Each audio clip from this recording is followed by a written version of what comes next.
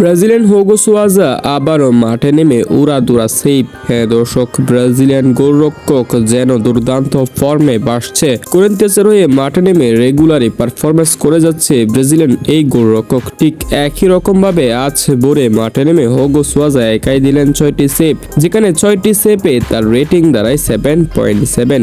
এই নিয়ে টানা কয়েকটি ম্যাচে তার পারফরমেন্স ধারাবাহিকভাবে আছে। বিশ্বকাপের আগে এমন পারফরমেন্স অবশ্যই প্রয়োজন ছিল এবং সেটাই করে যাচ্ছে হুগো সুয়াজা, কারণ তারই লক্ষ্য নেইমারের সাথে ব্রাজিল দলে বিশ্বকাপে যোগ দেওয়া। এটা সকল ব্রাজিলিয়ান খেলোয়াড়দের জন্য একটা বড় স্বপ্ন যে তার দলের ক্যাপ্টেন থাকবে নেইমার এবং নেইমারের সাথে করেই সবাই খেলবে বিশ্বকাপ। ঠিক হুগো সুয়াজা এই আশা নিয়ে আছেন এবং প্রতিদিন মাঠে নেমে দুর্দান্ত পারফরমেন্স করেই যাচ্ছেন। আজ ভোরে মাঠে নেমে হুগো সুয়াজা একাই দিলেন 6টি সেভ এবং গোলকিপারে দাঁড়িয়ে দুর্দান্তই খেলেছেন হুগো সুয়াজা।